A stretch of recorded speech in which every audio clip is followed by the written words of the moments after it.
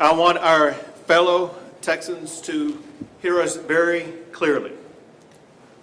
All of Texas is facing an extremely dangerous winter storm in the coming days. A disaster declaration has already been declared for all 254 counties in Texas. Every part of the state of Texas will face freezing conditions, meaning that includes all the way down to Brownsville, Texas, will face freezing conditions over the coming days. Many of those locations across the state of Texas, the high temperature for a day will be in the single digits. The severity of the cold weather that is about to be experienced here in the coming days is unprecedented in Texas history. And we need people across the state to get ready for this extremely harsh conditions that are coming.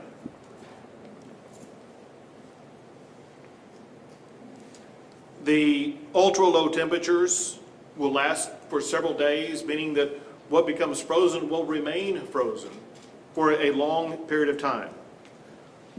Every part of the state will be getting either snow or ice. Some snow accumulations will break records and will make movement virtually impossible. We have all essential agencies in the state of Texas that are actively involved in helping the state respond already. I'm going to run through some of the things that some agencies have done, and then others will be described by the other participants in this press conference today. Roads will be one of the biggest challenges that people will be facing. For the Texas Department of Transportation, they have 25 regions in the state of Texas. All 25 regions are already working 24/7 around the clock to address challenges in those regions. All 25 TxDOT regions have winter weather conditions. I want to give out a number that I think may be showing behind me. There's a website address you can go to, there's a telephone number you can go to find out information about roadways across the state. One on the internet would be drivetexas.org. That's drivetexas.org. Or you can call 1-800-452-9292. Already, there are more than 1,000 roadway segments that have snow or ice on them. And the worst part of the weather storm hasn't even hit the state yet. Over 1,000 pieces of TxDOT equipment are being used, more than 1,600 employees, and 745 snow plows are activated. Pre-treatment for roadways began on Tuesday and has continued since then. All 25 Texas Department of Transportation regions have received pre-treatment on multiple roads in each of those regions. The treatment will help, but I cannot emphasize what I am about to say enough. The effectiveness of the treatments will be limited because of the ultra-low temperature. The temperature will go so low and remain so low for so long, it will mean that there will be many roads across the entire state that will be extremely dangerous and treacherous to drive on. There will also be roads that get closed because of the snow and ice. Road closures typically will be up to either law enforcement or local officials. So it's so important, both with regard to roadways as well as other issues, to listen to and to heed local warnings and local directions. But the state will be working with local officials, as well as the Texas Department of Public Safety will be engaged in the process of closing down roads that are either impassable or that are too dangerous to drive. One thing that's going to happen, and that is there will be people who will venture out, and there will be people who will get stranded. And we want you to know that if you do get stranded, you need to make a call immediately. And the place where you find the number is on the back of your driver's license. On the back of your driver's license, there is a phone number to call for roadside assistance. I will tell you the number now. It's 800-525-5555. Along those lines, the Department of Public Safety Director, Steve McCraw, said, and I quote, "There are no experts when it comes to driving on ice." Some people think they will know how to drive on ice, and there have been some people who've driven on ice before and snow before. But these conditions are so unprecedented in so many regions of the state of Texas. There will be so many other people who have never driven on ice before. And it can be one of the most hazardous things that you can do. Once you lose control of your vehicle on ice, it can lead to exactly what we saw happen in Fort Worth, Texas earlier this week. We as a state, and everybody in this state, we should have several collective goals over the next few days, one of which should be that we will not replicate what happened in Fort Worth, be involved in these mass accidents or any accident of any kind. This is the kind of thing that every Texan has the capability of themselves being responsible for, making sure it does not happen. And that is not getting out on the roads in a way that will cause you and cause others to be involved in traffic accidents. The DPS director also said that all travelers will be very vulnerable. Stranded travelers may be exposed to extreme cold temperatures for long periods of time. Imagine if you're out on the roadway and you run out of gas, or imagine if you're on the roadway and you run into snow and you're incapable of moving. Who knows how long you will be stuck in that position? And the temperature that you will be in may be 10 degrees or less. Your life will be compromised simply because of the harsh weather conditions if you get out and get stuck. There will be people that you can try to call, such as that number that I gave you earlier, such as DPS officers that will be working to help stranded drivers, as well as other agencies. But no one knows how long it may take for them to be able to reach you. And so if you do get stranded, you are putting yourself in a position where your life could be compromised simply because of the ultra low cold temperatures. The Department of Public Safety has already worked on more than 1,000 crashes just since this past Thursday that have resulted in more than 10 fatalities. And this, of course, is only expected to get worse if people do not heed the warning to stay off of the roads. To assist roadways as well as to assist public safety in general, the Texas Department of Public Safety has deployed 3,000 troopers that are working 24/7. The National Guard is also working to help in this effort. They are working primarily to assist the Department of Public Safety as well as other state agencies to help things like stranded travelers. They will also be conducting welfare checks in remote areas across the state. And so let me explain this a little bit. There are so many areas across the state that may not be within cities and may not have easy access to things that people need. They could be areas where people run out of power or people get stranded out in fields, whatever the case may be. The National Guard will be there to try to help, but they may not know exactly where everybody is who is in a difficult situation. Again, if you find yourself in a difficult situation, reach out and call local law enforcement, call whatever you need to call, including the number on the back of your driver's license, so that people can try to come help you. But just know that the National Guard will be there to assist people in remote areas. Texas Parks and Wildlife will also be assisting. They've deployed well over 400 vehicles to respond to needs such as accidents or stranded drivers. They also have search and rescue teams, including both aviation and drones, that will be looking for anybody and assisting anybody who may be stranded in any type of situation. And the Texas Forest Service has deployed personnel as well as resources across the state, including chainsaw crews, to help clear roads. Among other things, one of the big challenges that we're going to be facing, especially Monday and Tuesday, will be power. Power in the state of Texas will be very stressed, and others will be talking about that here shortly. Demand for power is expected to potentially exceed supply during parts of Monday and Tuesday. The chair of the Public Utilities Commission, as well as Bill Magnus from ERCOT, will talk more about that shortly. But here's the deal. We do, as a state, have the ability to ensure that we do not run out of power. To do that, however, we need everybody in the state to pitch in and to follow the directions that will be given here shortly about ways that we can reduce power usage on Monday and Tuesday to make sure that there will be no outage whatsoever. We need all Texans to pitch in and to help out ensure that we have plenty of power that will be needed to make sure that we keep our fellow Texans warm.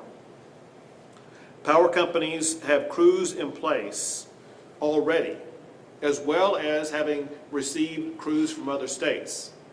And this is so important because one thing that we anticipate is with all of the frozen ice on trees and tree limbs and other objects, we do expect a large number of trees and tree limbs falling and compromising power lines. And we need every single power crew that we have already lined up to be fully engaged 24/7 to assist in that process to get power back up and running as quickly as possible.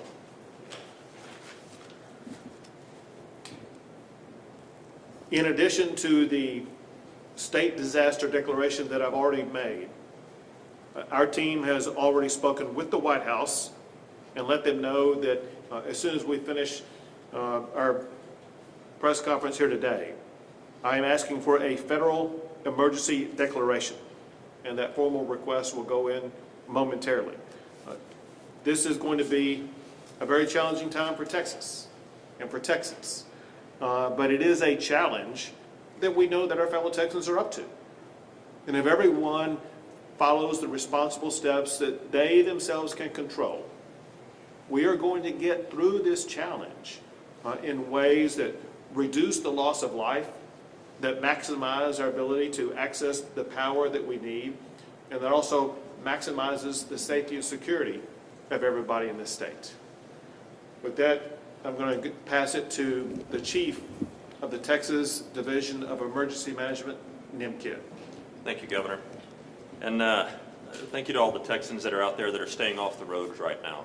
I think the highways are going to be one of the more dangerous places to be right now, not only for people driving, but for our first responders, our TxDOT employees, those out there trying to keep the roads open. Please do your part and stay off of our roads for the next few days, if at all possible, because of the severe weather conditions. Also working with our local cities and counties, there are over 30 warming centers that are open at the local level right now. You can call 211 or 311 in your area for the address to those warming centers, working with our local partners to make sure that the homeless are taken care of and moved inside. As the governor said, these weather conditions are going to be very stressful right now to the human body with the prolonged cold that we plan on having. And so please make sure that check on your neighbors. We got to take care of people, we got to take care of pets, and we got to take care of our pipes. Another thing I want to mention and talk about is carbon monoxide. Every time we have power losses, we lose people to carbon monoxide poisoning. It's a silent killer.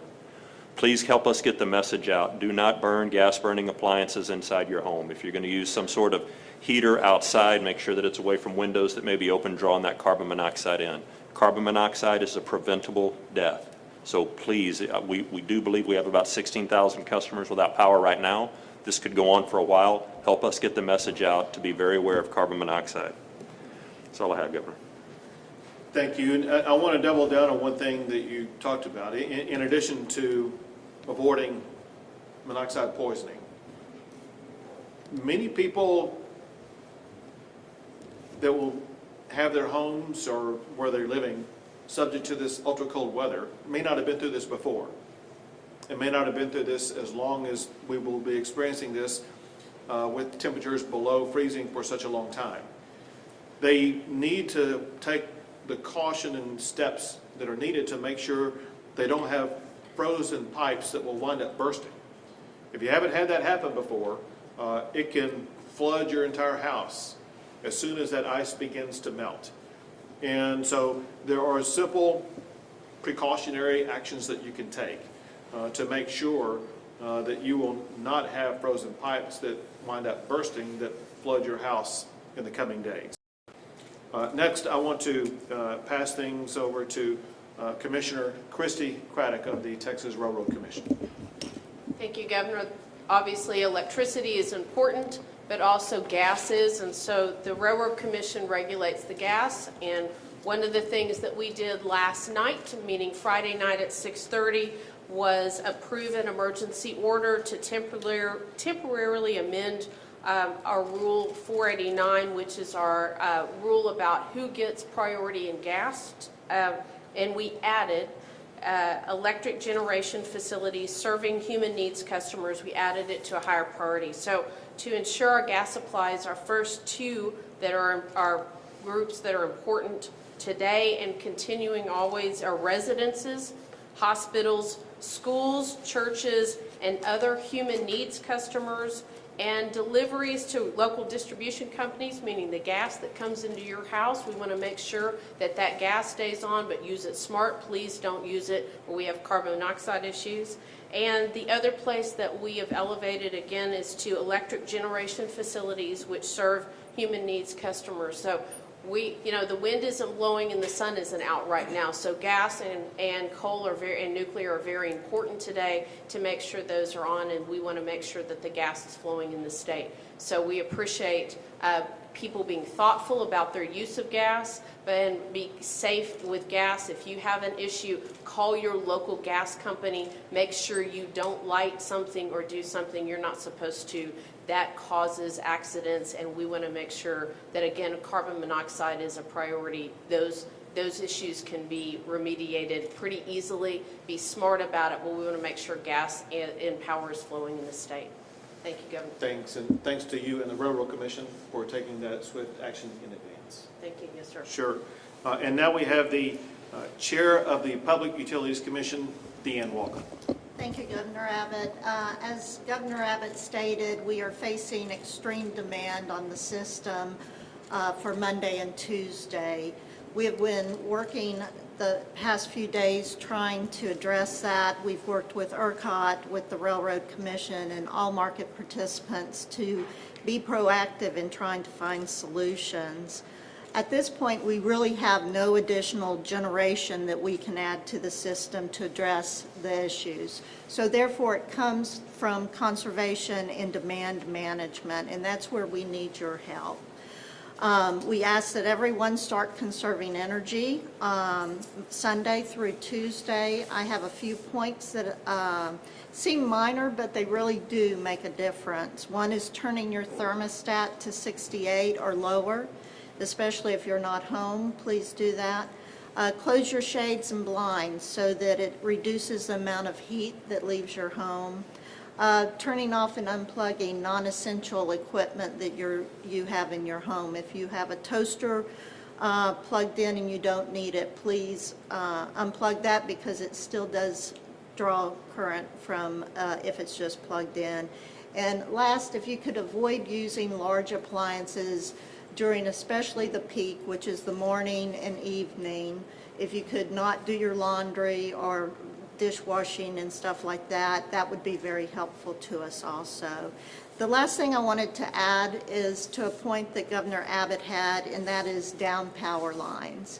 If you encounter a down power line, please do not try to go up to it or anything. Please call your utility or 311 and let them know there's a down power line. Even if they're on the ground, they can still be hot and still could cause death and injury to you. So please do not go up to any type of down lines, especially with trees around them. Thank you, Governor. Very good. Thank you. And now with ERCOT, we have Bill Magnus. Thank you, Governor. ERCOT's job is fundamentally to balance supply and demand on the electric system in Texas. And as Chairman Craddock, Chairman Walker, and the Governor have said, the extraordinary weather conditions we're seeing that will persist for a few days and go to all through Texas are posing a challenge both to the supply and to the demand. Obviously, it's generating demand that rivals almost what we see in the summers. Extraordinary demands on the system for winter in Texas. And on the supply side, it makes gas harder to move around, it freezes wind turbines, makes the generation of power more difficult. And we have good supplies of power in Texas. We have